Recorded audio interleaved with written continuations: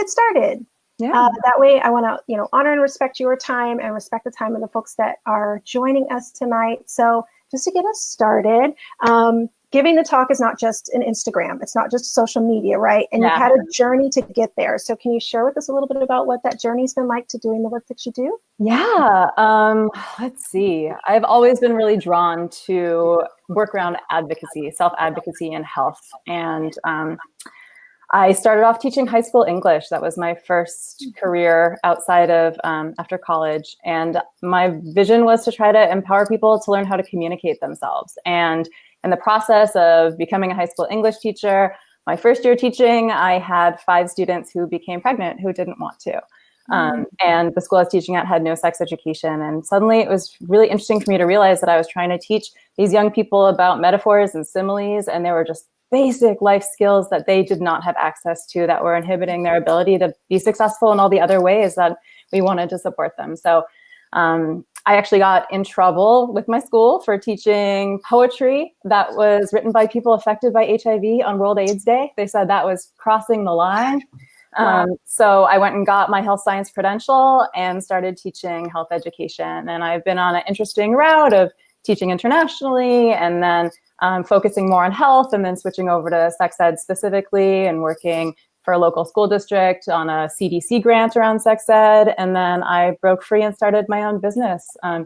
So I actually bought the domain name for my business 11 years ago, and I sat on it for many years. Oh, wow. And then the timing was right. And I decided to really branch out. So about 5 years ago, I started working full-time for myself, working in schools and different organizations, writing curriculum, contracting with different organizations. So it's been a circuitous route to get here, but I love what I do. And I love having my Instagram account because I feel like it gets the message of this work to a larger or broader audience. But I still love working with people individually, and in real life, it's a very meaningful experience and it feels really impactful. So I do a lot of different things, but I got here because I think it's where I was meant to be.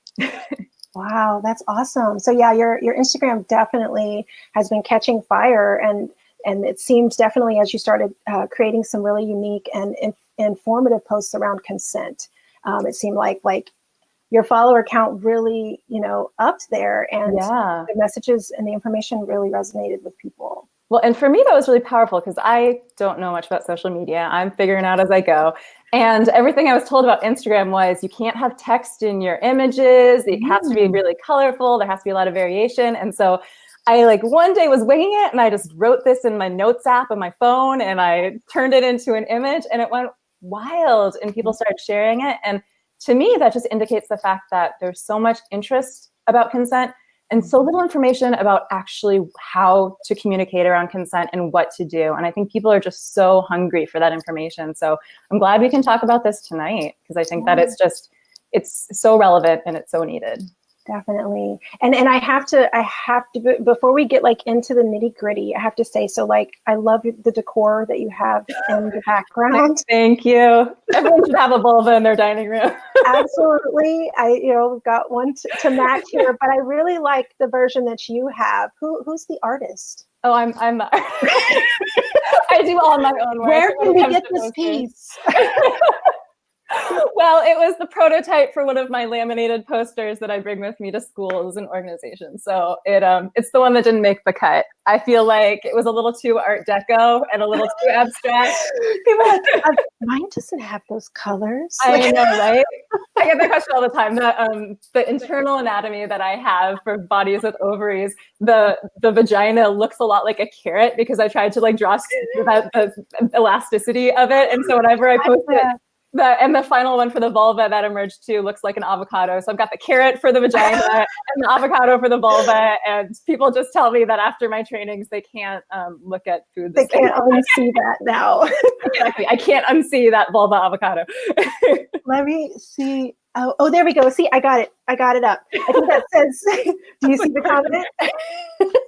That's amazing.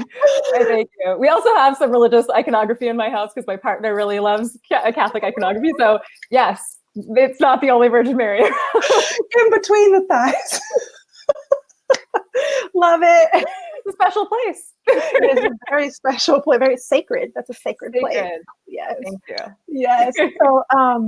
So I love the fact, again, being a sexuality educator as well, I love the fact that you create your own tools there because, and I think we've kind of had some conversations before about this, just how limiting a lot of the things are out there and not inclusive and really restrictive around representation of the diversity of bodies and of all aspects of the body, not just ones related to reproduction. Oh, absolutely. And when we're talking about inclusivity, we're talking about people of different colors and different ages. I feel like there's just, if you can get a diagram, it's always pink and it's always, a little too uncanny valley, like a little too realistic, but not quite. And I feel like when I was learning about, especially early middle school, around ages like 4th through 6th grade, developmentally, what's going on in people's minds about seeing pictures of anatomy and personalizing it. It was really important for me to make the images more abstract, so you can talk about the anatomy and they know where things are located, but they don't feel like their body is projected for the entire class.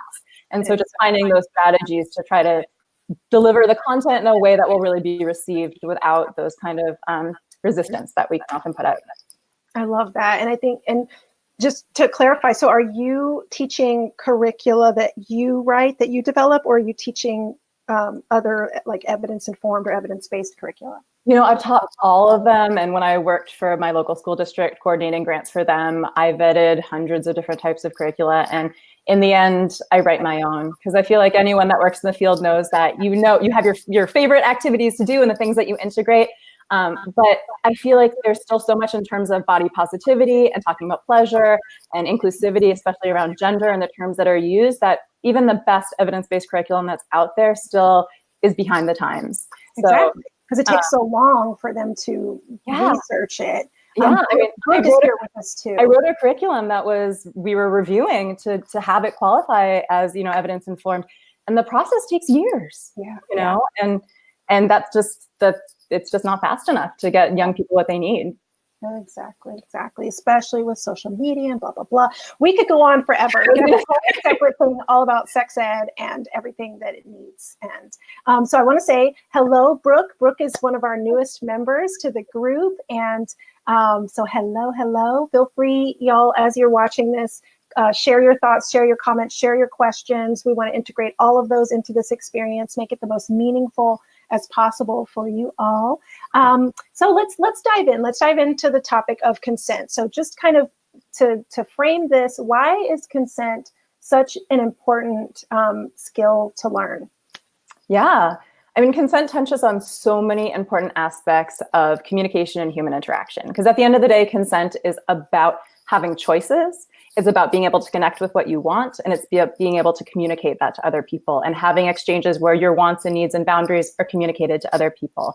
And we engage in this constantly in our life with people all the time, but we don't necessarily have the language or the skills to really engage with it in a way that feels empowering or makes us feel like we're doing it successfully.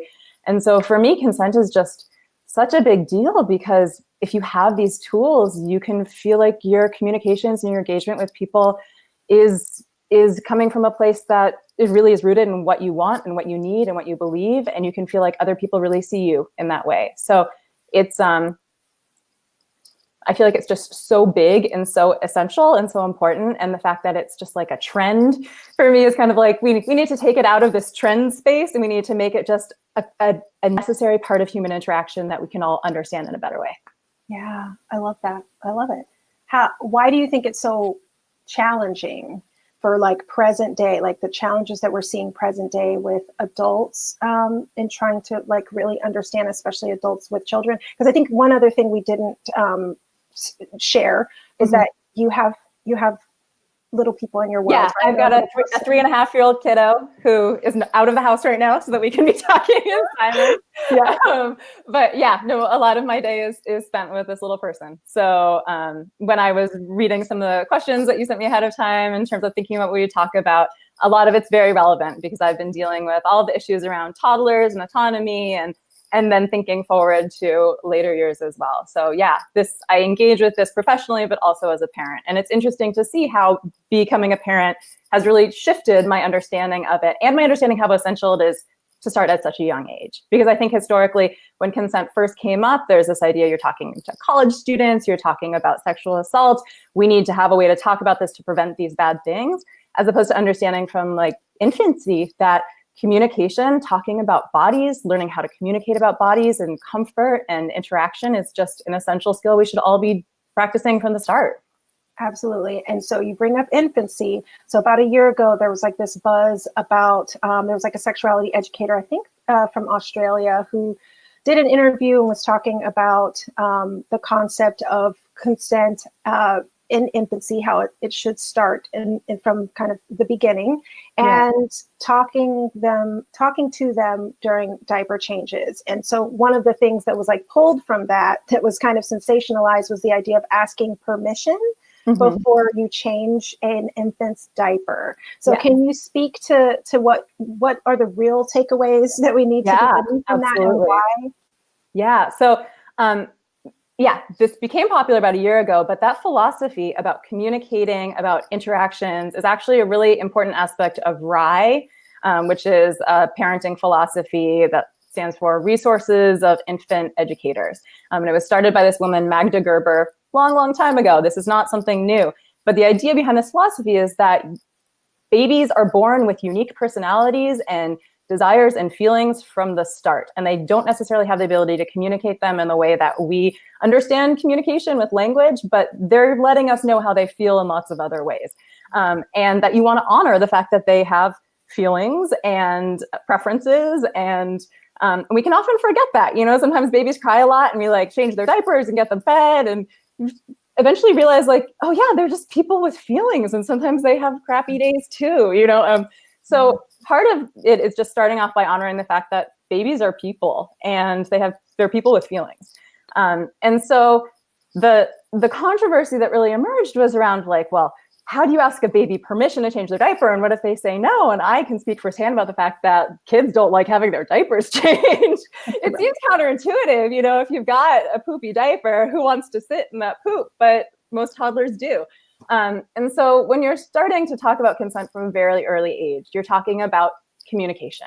You're talking about not just taking someone else's body and feeling like you have the right to do with it what you want. It's about the fact that even when they're a tiny baby and you're going to change their diaper, you're going to tell them, it's time to change your diaper now. This is what I'm going to do. And you talk them through it. And just that process communicates to them that they ought to know, that they deserve to know what's going on, that even if they can't communicate with you, they're informed about it. And you'll start to see that from a very early age, they recognize what's going on.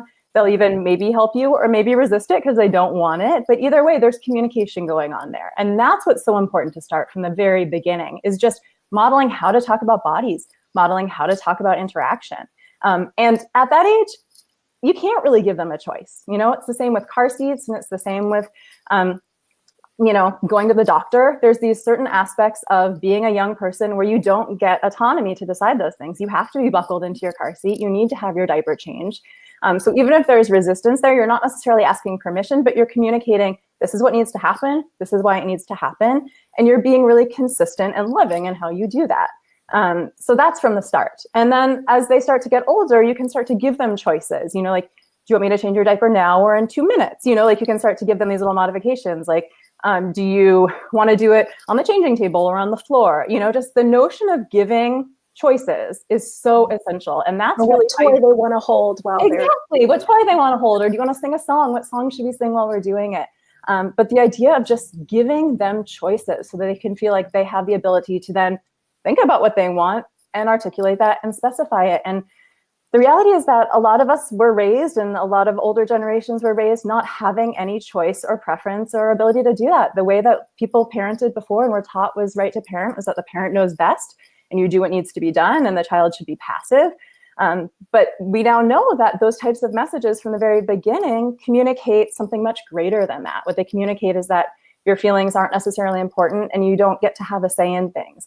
And if that's consistently communicated by the people that love you and care for you the most as you get older, then it's not surprising that people have a hard time connecting with their feelings and their wants and their boundaries and communicating them to other people, because they haven't had an opportunity to do that with their parents and their caregivers and the people that they love and trust the most. You know, so it's about establishing communication around body and contact, but also just preferences and being able to choose things and having that ability to connect with what do I actually want and what is my preference, even if it's, do you want carrots or cucumbers? It's the process of checking in with yourself and seeing what you want and articulating that preference. And when you've had enough carrots or cucumbers, saying no and honoring the fact that they know when they're full. It's a challenging process, and it's challenging, especially if it's not how we were raised, because it requires a big departure from the way that we were parented. Yes, and through another benefit too is through us talking about these things out loud, it puts us in the practice of using the terms and having that kind of communication. And then they get the opportunity to see their boundaries and their choices being respected. And I think that was something I know I can say from my childhood. I didn't see that. I didn't. So then without me realizing it, I was not secure about what I wanted. I wasn't able to like step in and own that, because I was always afraid that it was going to get overridden or it wasn't good enough. It was, because that's what ultimately happened if I did get enough worked up to try to say what I to conjure that up. Yeah. We have a question just to clarify. Magda Gerber. Let's see, can I type it in? Is that something? It looks like it was typed in the comments. I just wanted to make sure by someone else, and so I just want to make sure that we got that right? Magda Gerber? Okay. And there's also Janet Lansbury has written a lot more recently about it as well. She has some, New York Times bestselling books about it as well. So it's I have a hard time subscribing to any parenting philosophy full force, but there's some really great stuff in there to check out. And the other thing I want to say is, if you're communicating during diaper changes and you're narrating what you're doing, your kids learn from a very early age what a vulva is and what a penis is, and that, integrating just common use of anatomy and getting comfortable with it. So you don't actually have to teach it explicitly at any point. If you can start that from the very beginning, that's a nice way just to normalize it. Great point. Now, on that note, so should the messages be any different depending on body parts or gender identity of children? Should the messages be different? No, everyone needs to learn how to communicate. Everyone needs to know how to ask questions and articulate their boundaries and their wants and their desires, and to honor other people. So I think that there's a lot in terms of conversations about rape culture, in terms of whether certain genders should be taught to interact in different ways. And in my opinion, I'm raising a little person who was born with a penis, who now wears a dress every day. So who knows what they'll end up being. But at the end of the day, it's the same skills that everyone needs to learn. And if everyone can learn to communicate and honor other people's boundaries and listen, what a better world we'd have. Yes. Scream into the mountain. I know, right? That. We have the Me Too movement, and because a lot of us did not grow up this way, and then we've become adults who are more susceptible to consent violations. Absolutely. And so this is definitely preventative. We got to run and help some tiny humans. We'll be back. We'll be here, and the playback will be available also if the tiny humans take a little longer, as often happens. Yeah, that goes. Yep. So then let's see, what else did I want to say here? So on that note, and you kind of touched on this a little bit, but just maybe for us to get really focused in what some of the strategies might be. So one of the things that parents can feel challenged by and get hung up on is the no, right? So when the child says no, especially during that developmental stage where no is like a hot word for them, right? So how do they, especially those that want to be consent conscious and, are feeling like, how do I respect their consent? They said no. So should I just stop there? But then it, again, could be a safety thing. So what should the mindset be to help a parent who's struggling with the no's? Yeah. Well, I think the first thing I'd say is give choices. And that's a really important thing as a parent engaging with a young person around consent, is always giving options. It's not, do you want this? It's, do you want this or this? And presenting various options means that they need to pick one of those options, but it also gives them a sense of freedom and choice, and the need to check in with themselves what they want and articulate it to you. So the first thing I'd say is always give at least 2 options. And the second thing is around no's. You're going to get no's. It's a fun thing to say. It's an interesting thing to assert. And it's important. I mean, as a parent, it's frustrating. We all know that. You need to go somewhere, right? Like, right. You got your shoes on, you're all ready to go. You're already 5 minutes late. Exactly. You're always 5 minutes late. And then you get the no, right? And so I think the first thing is that it's always important to acknowledge the no. Even if it's not something that you can accept as a viable answer because you need to go to the dentist. I understand you don't want to go to the dentist, but you need to go to the dentist. So always honoring and acknowledging their no and saying, I hear that you're saying no. I know you don't want to do this. And that might involve a conversation of, do you want to tell me why you feel like saying no? Do you want to tell me why you don't want to do this? Or it might just be an explanation. I know you don't want to go to the doctor, but doctors help us stay healthy and safe. And so because I love you and it's my job to take care of you, we're going to go do this. But I'd also say if there's certain areas that you get a lot of no's around, like the doctor, for example, then that is a great opportunity to really do some work around there. We had a lot of doctor resistance. We had an incident with some pebbles in an ear that resulted in an emergency room visit, and it was dramatic. And we didn't realize how much trauma there was until a few months later when we had to go to the annual physical, and my kiddo was literally holding onto the door jamb screaming, don't take me, don't take me. And then it wasn't until we were at the door of the doctor's office that they started saying, like, don't let him look at my ears. And we realized, oh, there's so much trauma around that. So we got a doctor kit and we got books and we watched Bear and Sea Bears go to the doctor. I could recite the whole thing by heart. Daniel Tiger also goes to the doctor, and so does Elmo. So I'd say if there's certain areas of resistance, there might be a valid reason why they're saying no and they're pushing back. That's information. Yeah, exactly. They're giving you information. So to figure out how can you integrate that information and be productive with it? How can you take their resistance and find a way to work with that so that the next time you go to the doctor, there isn't that resistance.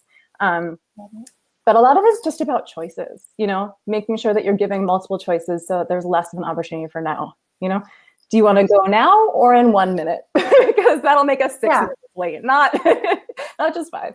But just finding ways to modify it so it feels like they have some agency. Because I think that can be a really frustrating part of being a kid, is that parents make all the decisions. And as a parent, we can forget because we're just trying to get through life and, do all the things we need to do. But we can forget that there's very little choice that young people have.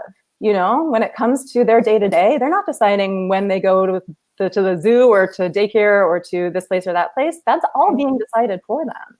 And they might not feel like it, Exactly. And even though we've worked so hard to make that event happen or whatever, there's still a whole separate human being with their whole separate emotions that are valuable. And like you're saying, that through having that collaborative communication and open communication, it may be something that may take a little more time to kind of work through or talk through some levels of resistance, but it will say so much when they can have that.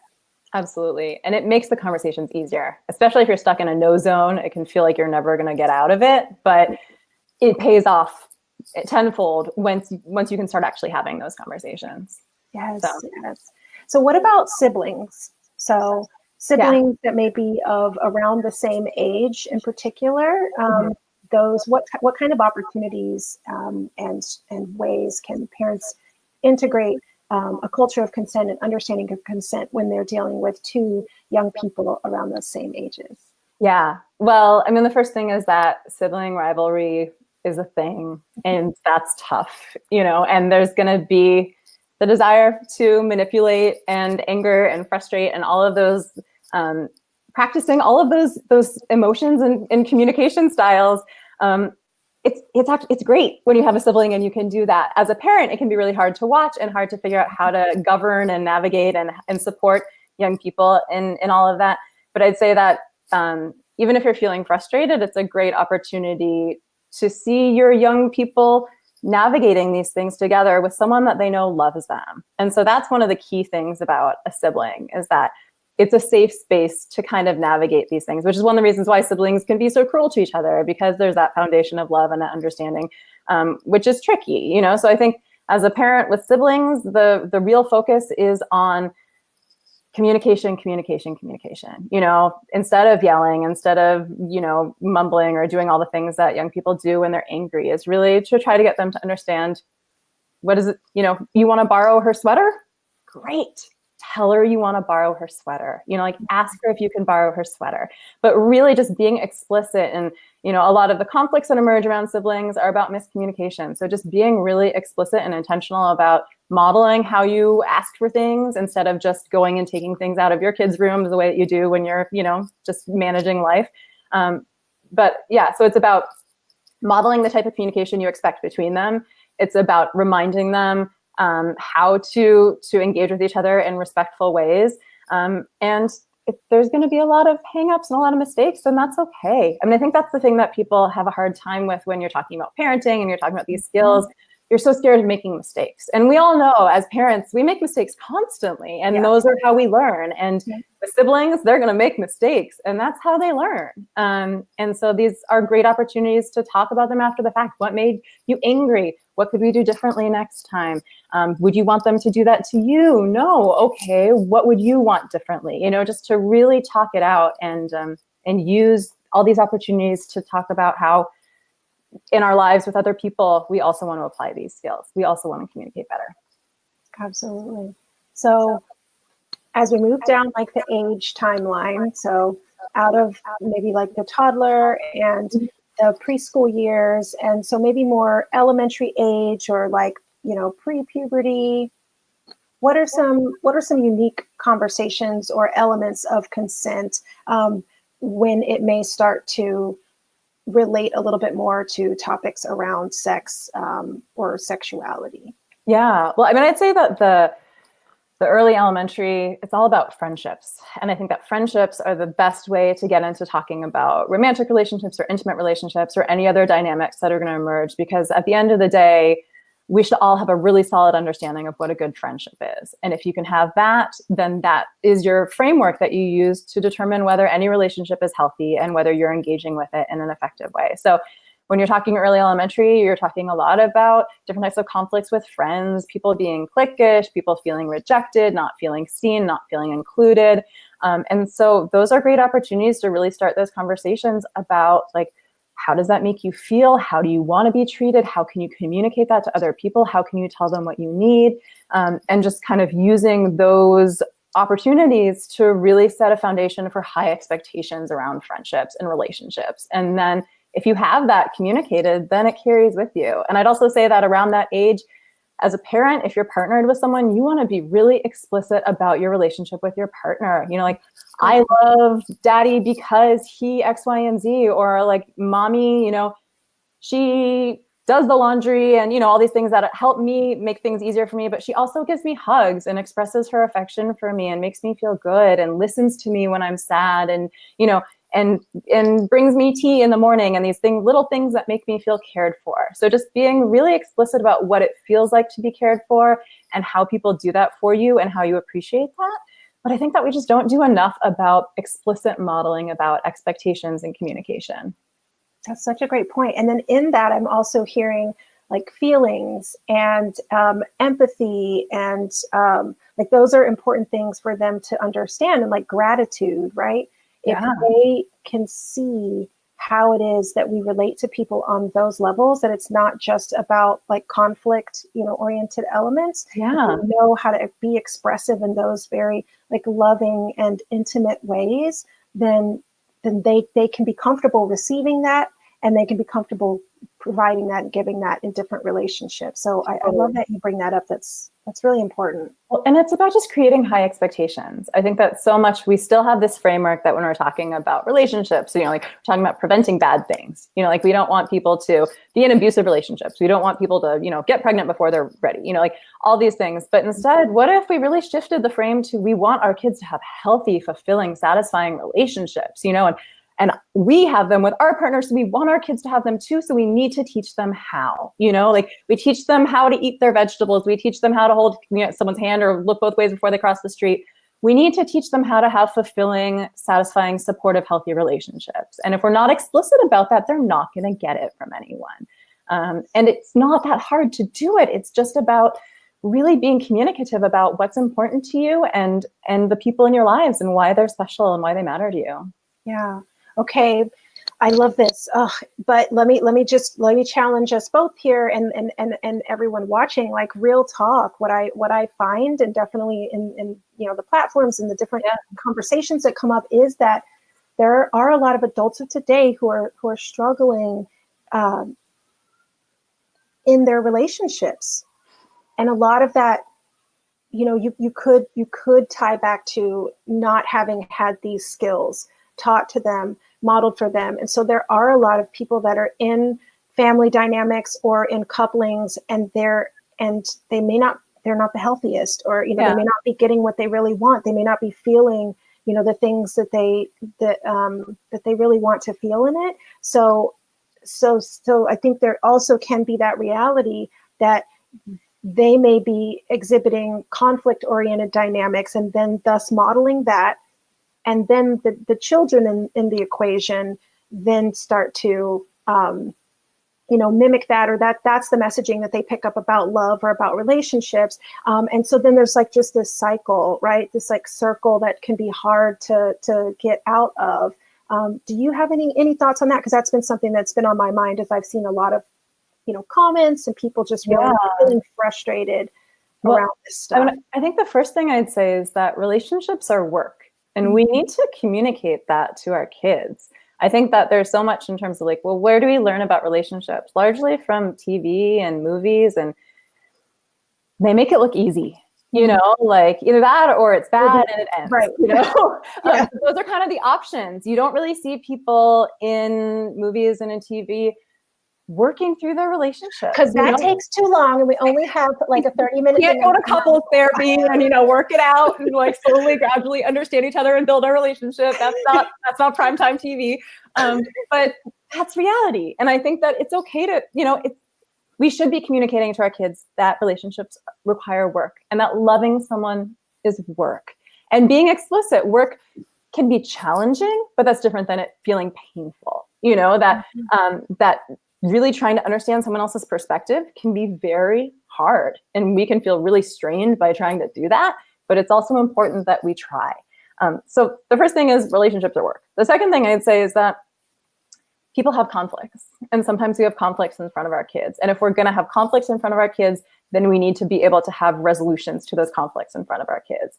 And I think that that's one of the things to kind of think about as a parent. If you and your partner disagree about something, and that's something that your child is seeing, you need to try to find a way to resolve that in front of them as well, because they're learning the conflict. They need to learn the resolution. And if you're not capable of doing that, try to find a way to keep your conflicts more under wraps if you can't resolve them in front of them.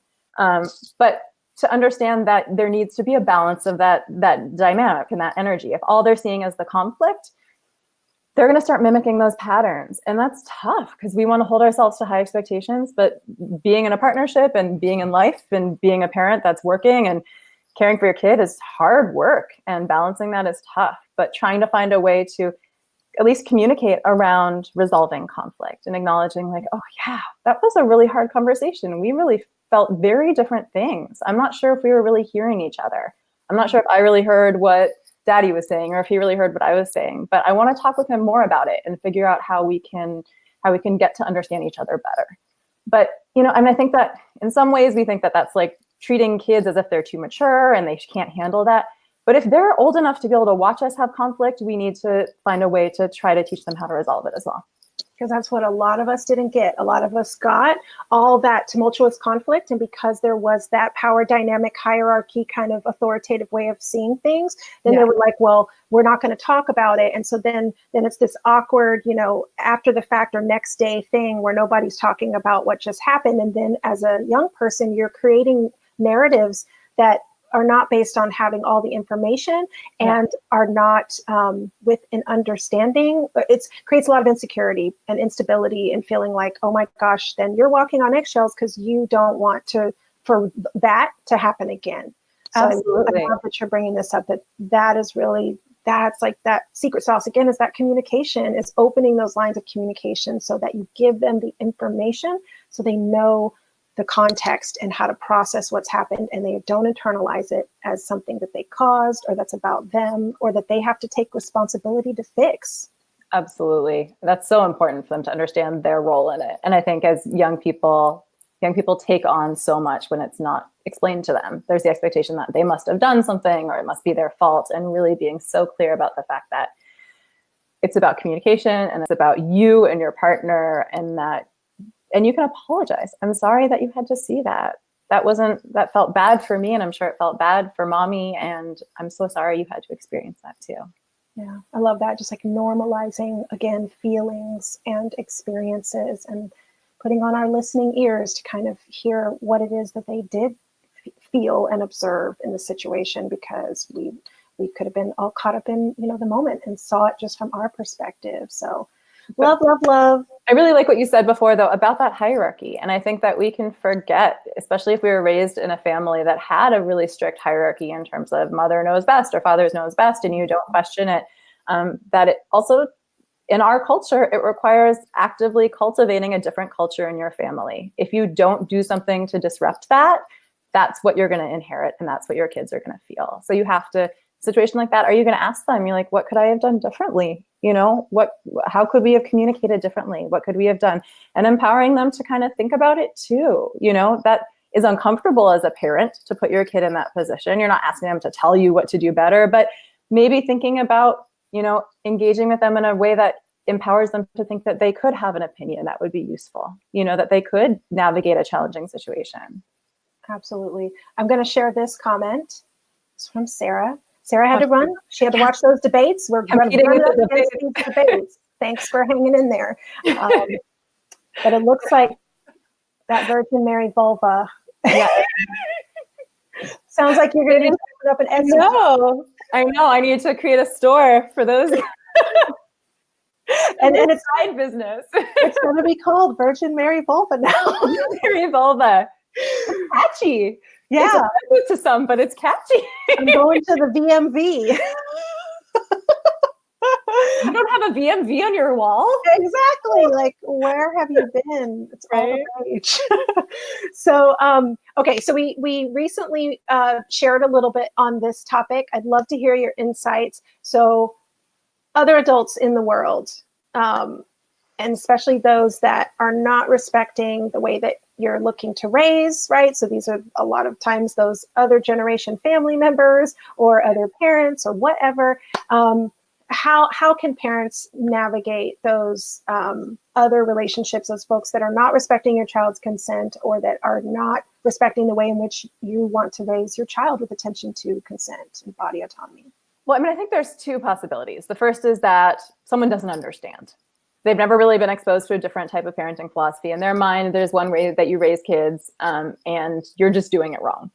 You don't know what you're doing. So I think the first thing is just making sure that you're being explicit with other parents and other people in your family about why you're doing what you're doing. It might seem weird to them if they don't understand, but if you really start off by saying, like, yeah, we've decided that it's really important for us to honor this little person as a person, and that means that we give them choices around certain things. And really also being explicit about the fact that, in my mind, it's not disrespectful for someone to assert their bodily autonomy, to say no if they don't want to hug, or to say they're full when they don't want to eat. In my mind, that's not an act of disrespect. That's an act of them honoring themselves. And so just being really explicit about why you're doing what you're doing.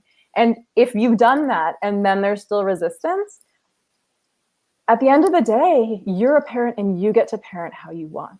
And I think that there's so much pressure in our society about parenting the right way, and you're doing it wrong, and feeling judged, and the judgment that we heap on ourselves and internalize. But being really clear with yourself about, and your partner and the people in your inner sanctum about what's important to you and why you're doing it that way. And when you feel challenged by someone, or you feel pushback from family members who think you're doing it wrong, really checking in with yourself and reminding yourself, no, we're doing this because it's a really important part of our philosophy about raising this little person and what they need and what's going to help them be successful in the world. And being communicative about that with family. If they disagree with you, you can say, I understand you disagree with me. I'd love to maintain a relationship with you. When we're at your house, if my kid says they don't want to hug you, you can't hug them.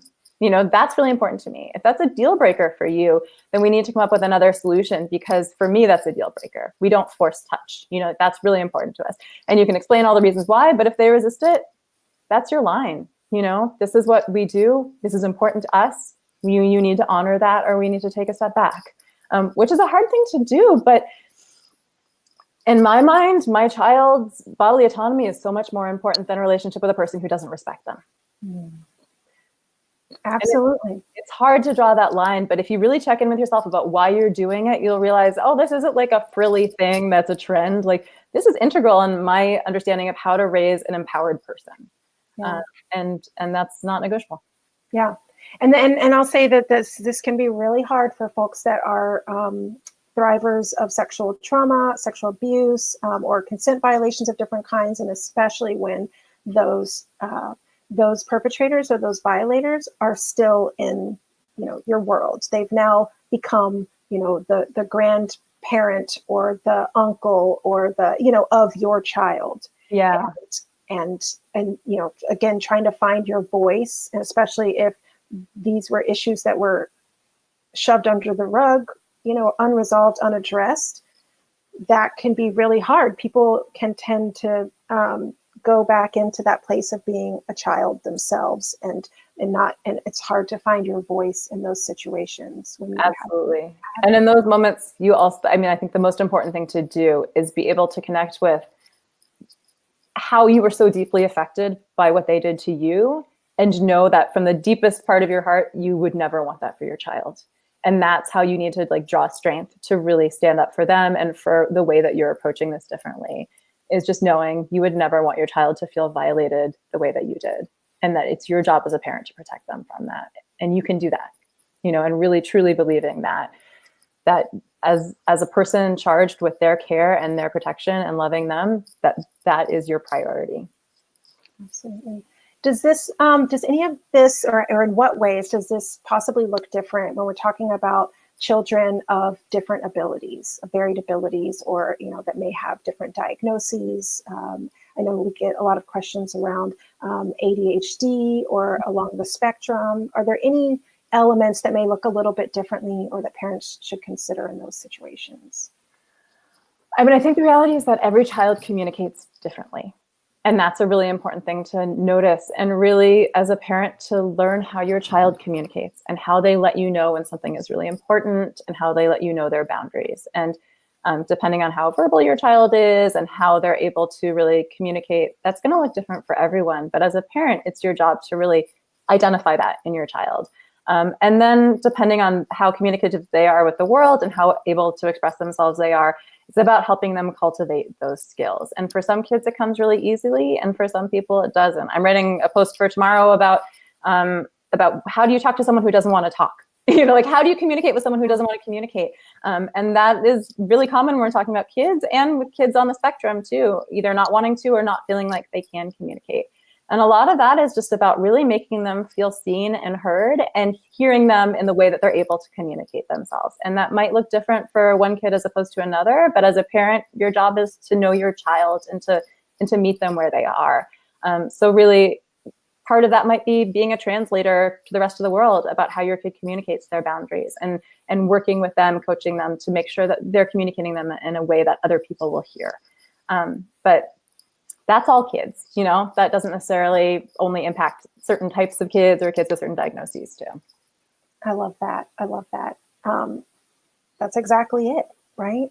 But I think that can be challenging when people are provided diagnoses, to kind of, again, step back, and, there are varied abilities of all kinds just simply by being one human to another human. Yeah. So I love what you're saying here. It's just, you have to build that unique connection and unique communication that will look differently, even with multiple children under that same roof. Yeah, it's going to look different for everyone. Yeah. Just like it probably looks different for you with every partner you've ever had, or, communication is challenging. We have to learn with every new relationship, every new child, how that communication works. And it's different for everyone. Absolutely. So moving down the line, teens, this is when, like kind of, I don't want to say stereotypically, but developmentally also, it turns into talking a lot more about sexual consent in that way. What are some of the key things that parents should be talking about as young people are transitioning into their teens around the topics of consent?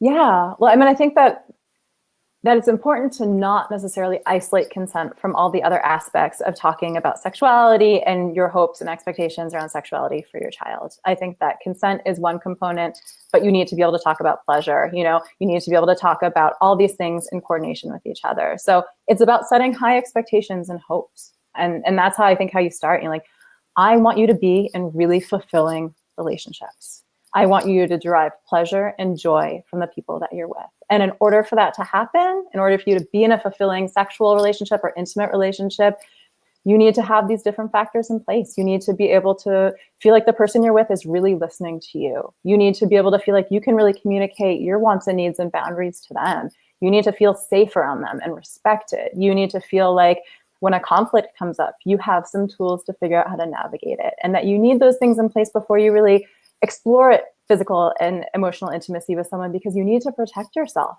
and those are skills that we all need to learn. So I think that it's important to have it all bundled up, because I think one of the mistakes that we've made talking about consent is isolating it and saying, you need to ask permission before you do anything. Well, yeah, you need to talk about what you're comfortable with and making sure everyone's on the same page.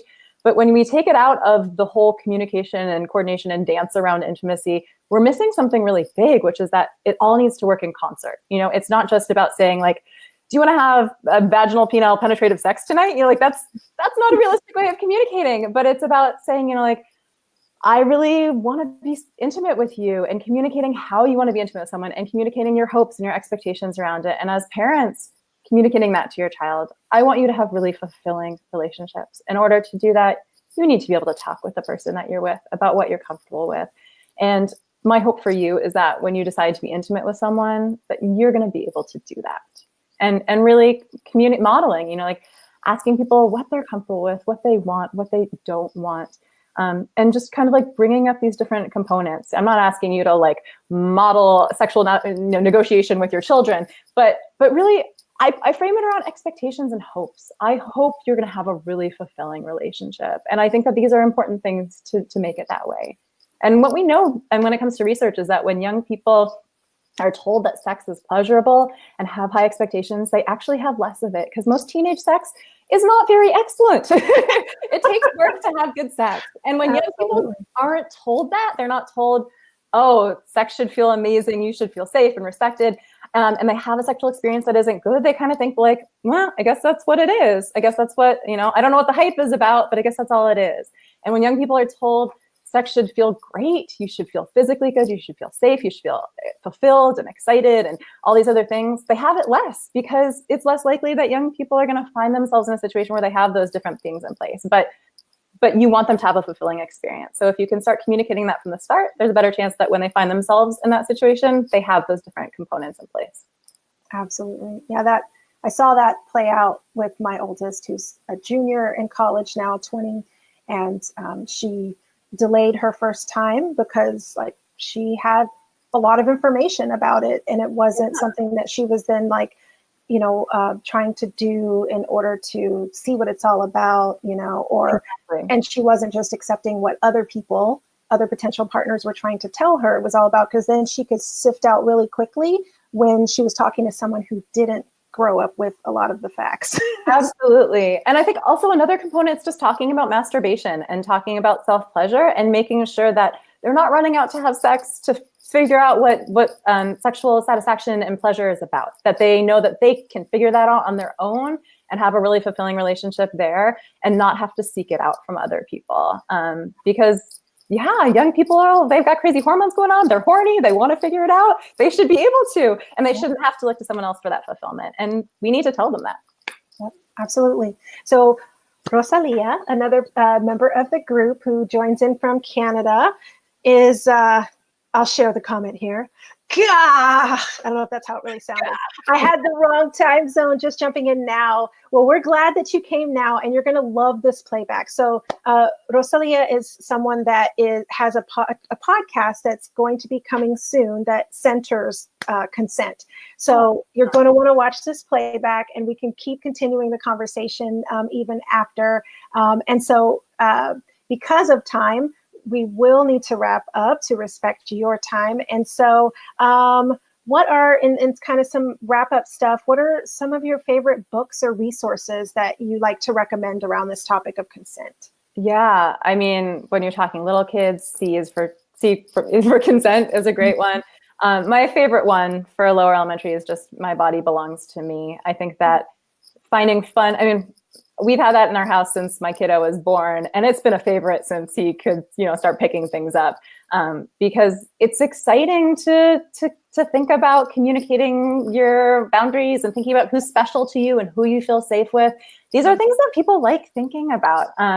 So those are my favorite. I wish I had a favorite for teens, and I feel like Heather Karenina's like sex Bible is kind of what I always go to. All You Need to Know guide. Exactly. All You Need to Know guide. It's really, it's so comprehensive, and there's a lot of great content in there, but I think it's an area that still is lacking for kind of upper elementary. There's some stuff in some good puberty books, but nothing that really stands alone as a great resource in my mind. But if you have something to share, I would love to hear it. Well, look, we got the whole reading list. I know. I was going to say, we can talk books.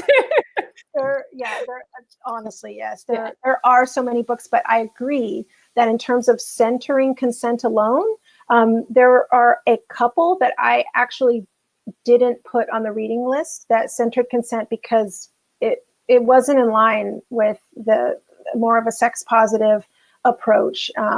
Because I think I picked up on what you're saying too, like there is that balance between, we're not trying to scare, like we're not trying to have all of this be rooted in fear, or that everything centers sexual trauma, sexual, abuse or sexual assault. So it's like finding that balance to help the messages build before it's about sex at all. So yeah, it is hard to find those books. And one thing that we didn't even talk about that I now feel like a horrible person for not bringing up is just that, especially in schools when we're talking about consent, historically the conversation around consent has always been around saying no. If you're talking about lessons that are designed for middle school and high school, it's always about refusal skills. And that's always how consent has been taught. And I think it's so important that we, especially with young people, when we're talking about consent, we're framing the conversation not about refusal skills and not about saying no, but about really connecting with what we want and communicating that. And sometimes that's saying no, and sometimes saying no can be hard and we need to work on those skills, but it's also about saying yes. And it's also about saying, well, how about if we do this instead? But really finding ways to communicate it. And a lot of the books, I'm sure the ones that you're kind of thinking of, that I'm thinking of too, like whenever I see a book about consent, I get excited. And then you open it up and you're like, this is just all about saying no. And that's not productive, and that's not resourceful, because at the end of the day, we need to learn how to say all of the things and not just no. And we don't want to shame people. And a lot of saying no is about the intrinsic notion that there's something wrong with sexuality and we're trying to discourage it. And that's what a parent should do. I mean, in my mind, a parent's role is to help cultivate a healthy sexuality. And that could be saying no or yes, but we want to make sure we're balancing it. Yeah. And that's what makes the posts that you have so great, because you show the many different ways that consent can be expressed in both verbal and nonverbal communication. That it's not just no means no, like that there are many iterations and ways that this plays out, so that it's not like this robotic experience that's not real life. Yeah. We are not robots. Not at all. And so we need to prepare young people to navigate a life of non-robots, things that, and again, to be in tune with their own experiences and what they're feeling inside of their bodies. Yeah. So Rosalia said she cannot wait to watch the replay. So we got some resources. And so what are some events or projects, or, what can people look forward to in looking to connect with you any further? What you have going on? Yeah, well, if they're in the San Francisco Bay Area, I do a lot of different types of workshops and trainings. So visit me here. I do lots of one-on-one coaching. So if you're looking for other types of resources, if you're a teacher or a parent, or you're working in the field and you're looking for resources around consent, contact me. I'm writing curriculum right now. I'm working on writing a book. There's a lot of exciting stuff in the works. So yeah, I just feel like the sky's the limit. I feel like whenever I have a conversation like this, I leave with like 400 more ideas about all the things that need to be done. So hopefully more conversations like this too, because I think there's just such an opportunity to learn from other like-minded people. Yeah, for sure. Yeah, and is that, how can folks contact you? What's the best way? I'm on Instagram more than I should be. So that's a really great way to find me. You can also email me through my website or at julia@givingthetalk.com. But I'm not hard to find, and I'm more responsive than I should be. But you know all about that. You yeah, managing all these things. I will say though, a little secret. It's not a secret, but just like behind the scenes thing is that I have hired a VA. So I do have a virtual assistant. Shout out to Ashley, and my daughter's actually helping with social media management right now. And so, because yes, as you will know soon enough, once the follower count starts getting high, it's a bit overwhelming. And so and because again, you and I both are not just social media accounts, we're businesses that are creating and doing all of these things. So just needing to balance all of that. So Rosalia has a thought or question here. It says, I've explained to my kids that sex and private touching parts is okay for grownups with grownups or teens with teens. And that's where sex is okay, and relate it to mom and dad. So that's the approach that Rosalia is taking. Yeah, I think just making sure that people understand there's nothing dirty or wrong with your body, that pleasure is normal, and that there's a safe context for it, and contextualizing that for them. Yeah, exactly. Sex is great when you're ready later in life, and that also touching yourself in a private place, there's nothing wrong with that as long as your hands are clean, and that it's a really special connection to have with yourself too. Yeah, absolutely. Yeah, they're just so many nuances, but rightfully so. When many of us grew up without access to the information, without access to our own bodies, our own sensations, to the respect around our experiences as whole and separate human beings, this is what is fueling the work that we do, the need and the demand for the work that we do. I hope, I'm sure you the same, that we're not needed. That there's a future where we're not needed. Make ourselves obsolete. That's the idea. We can go into becoming an artist and drawing vulvas all day long. That's me and drawing vulvas. Sounds great. Other career. Rosalia, you'll see when you watch the playback. This is Virgin Mary vulva behind Julia. That's what Sarah, who was on with us earlier, coined. So stay tuned for the Etsy shop for that. But I'm just touching on what you were saying. Oh, great. Masturbation positive. What you were touching on before was just, the idea that, oh gosh, did I just lose my concept? I saw the message and it zapped from my brain. Oh no, I'm so sorry. I lost it. I felt like you were going back to something. Yeah, I was. It was something you just said, and I totally, about us not being needed anymore. Oh yeah, no, I was just gonna say the wonderful woman who puts out 6 Minute Sex Ed. She posted a compliment that she got a few months ago, and it just touched me so much because it was a young person saying that they were just starting to be sexual and they got this information and they knew what they deserved in a sexual experience. And I feel like I've gotten feedback like that too, and I'm sure you have. And it's just it's so exciting when you feel like we can start people off on the right foot. And I feel like that's the vision, right? To get to a place where we're not needed, where we don't have to have adults unlearning this negative behavior, where it's just understood that we deserve these good things and that we ought to communicate better, and that's just how interactions are. And hopefully we can raise our kiddos so that's our reality and their reality. And it works, I promise. I've now raised a child through adulthood, and this stuff works. This is not just a gimmick. Yeah. We can be the kinds of parents and provide the kind of information that we wish that we had. So that is our time. That went by fast, right? It went by really fast. When you're having a good time. Yep. So Thank you so, so much. You've shared so many great insights and strategies and just some real tangible ways that people can integrate consent and a culture of consent into their everyday lives and into their parenting or interactions with humans. Let me just share this one little thing that just popped up from Rosalia. It's hard for parents that had experienced abuse themselves as children to teach it to their kids without instilling fear. It's important for parents to learn as much as possible so that they can teach it without being sex positive. Yeah, yeah.